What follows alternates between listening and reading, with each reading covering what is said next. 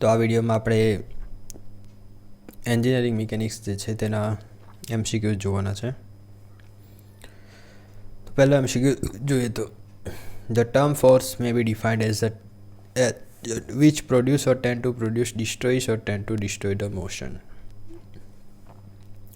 ફોર્સને define કરેલો છે. Force કોને કહેવાય કે એક એવા એજન્ટ છે જે પ્રોડ્યુસ કરે છે અથવા પ્રોડ્યુસ કરવાનો ભાવ જન્માવે છે અથવા ડિસ્ટ્રોય કરે છે અથવા ડિસ્ટ્રોય કરવાનો ભાવ જન્માવે છે. કોનો? મોશનને. એટલે કે ગતિને જન્માવે છે અથવા ગતિને ડિસ્ટ્રોય કરે છે તેને ફોર્સ કહેવાય. તો કે agree. Force while acting on a body મે. જ્યારે ફોર્સ બોડી પર એક્ટિવ થાય છે ત્યારે મોશનમાં ચેન્જ આવે છે. Balance the force is already acting on it. તો બરાબર આ પણ આવશે. Give rise to the internal stress in it. Stress generate કરે છે. તો all of this is the right answer. In order to determine the effect of the force acting on a body we must know. જો તમારે effect શોધવી હોય બરાબર ફોર્સની તો તમારે શું શું જાણવાનું છે? તો એની મેગ્નિટ્યુડ જાણવી પડશે. Line of action of the force જાણવી પડશે. નેચર ઓફ ધ ફોર્સ જાણવો પડશે. વેધર ઇટ ઇઝ પુશ ઓર પુલ. ઉપરની દરેક વસ્તુ તમને ખબર હોવી જરૂરી છે. The unit of force in SI unit newton. 1 kilogram force is equal to 9.8 Newton. A resultant force is a single force which produces the same effect as produced by all the given forces acting on the body. તો કે સાચી વાત છે. Resultant force એક એવો single force છે કે જે બધા જે ફોર્સીસ લાગે છે તેની રિઝલ્ટન્ટ એક્શન બરાબર એટલે કે એ બધાની જે ફાઇનલ એક્શન આવશે તે ફાઇનલ એક્શન તે એકલો જ રિપ્રેઝેન્ટ કરે છે. તો તેને કહેવાશે resultant force.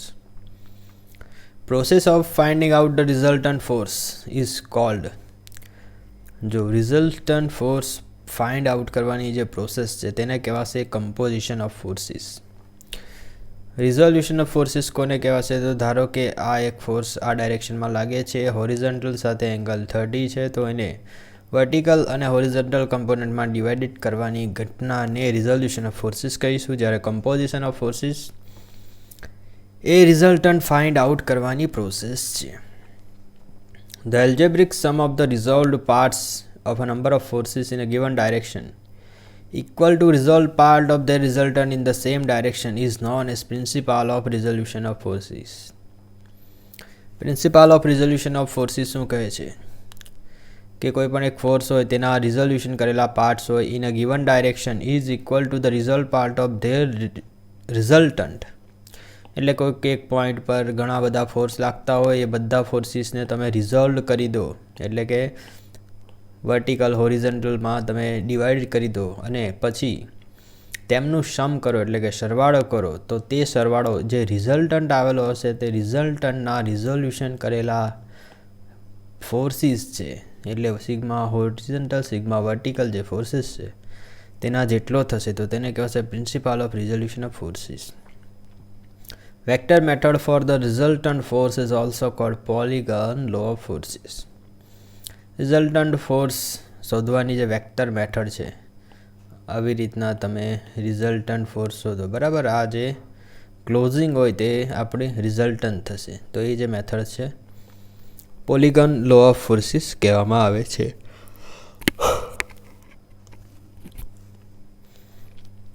The resultant of two forces P and Q acting at an angle.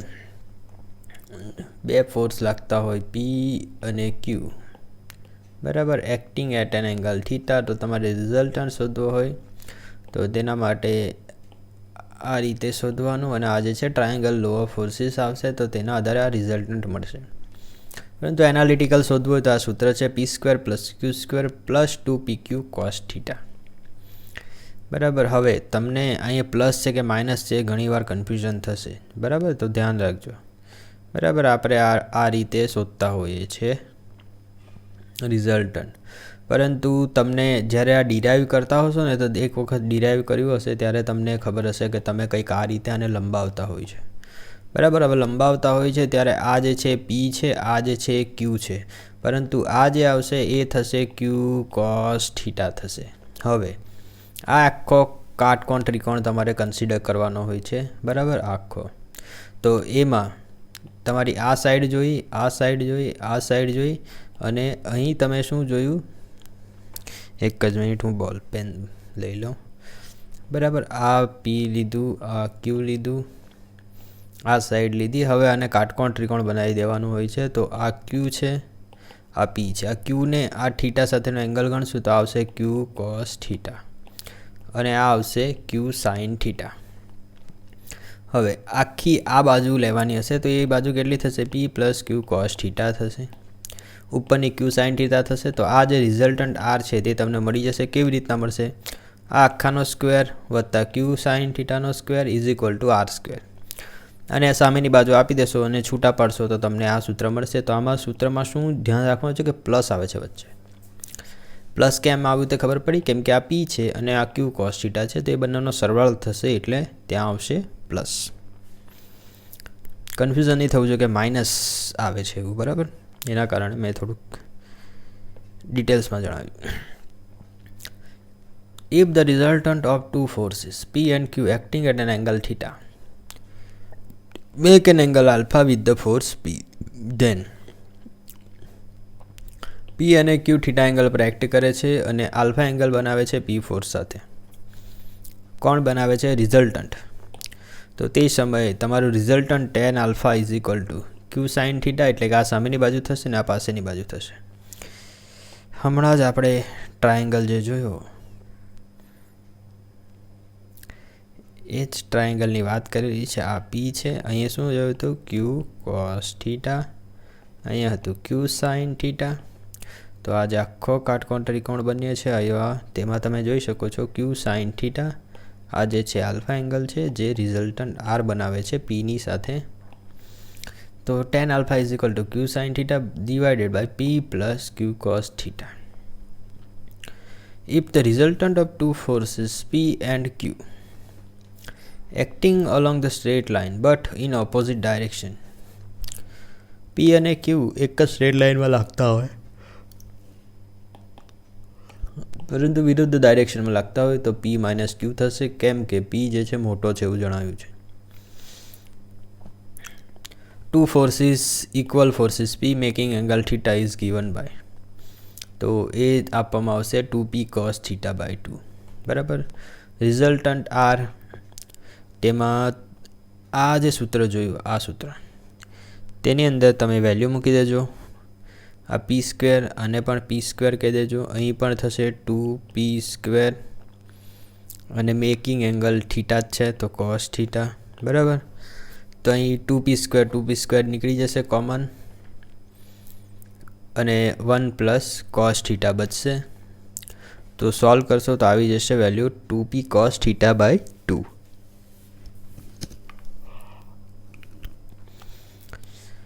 The resultant of two forces each equal to the P and acting at right angle is. Two force each equal to P acting at right angle. એક આ P છે, બીજો આ P છે, અને આ બંને right એંગલે act કરે છે. તો r square is equal to p square plus p square. તો r is equal to √2P થશે. બરાબર. આન્સર છે √2P. The angle between two forces when the resultant is maximum and minimum respectively are. બે forces વચ્ચેનો angle જ્યારે resultant maximum અને minimum હોય છે, એટલે ક્યારે હોય છે?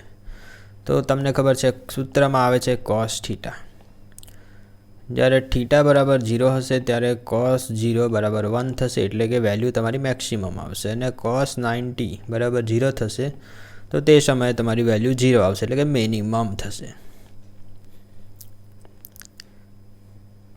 The angle between two forces when the resultant is maximum and minimum. Sorry, આ જે છે થોડું અલગ છે, આવું નથી.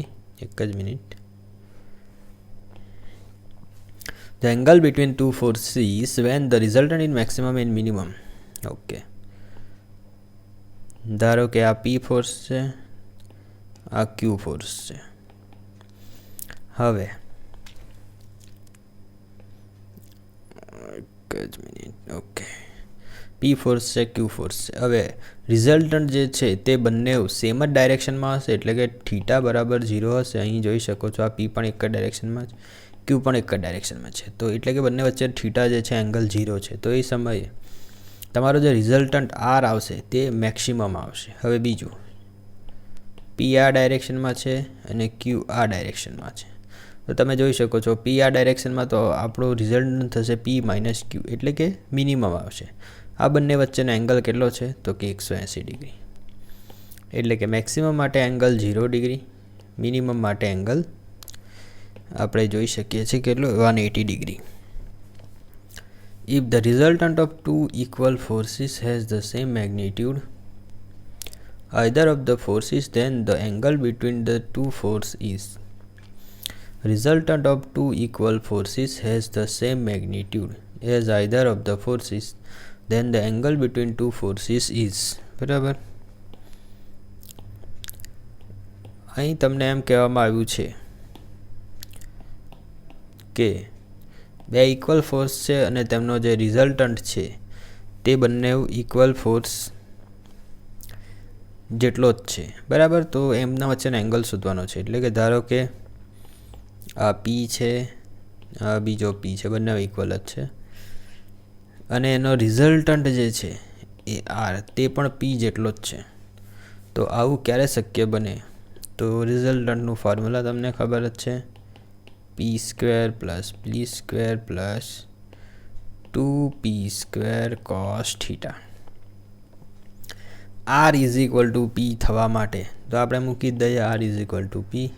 તો અહીં તમે જોઈ શકો છો 2p²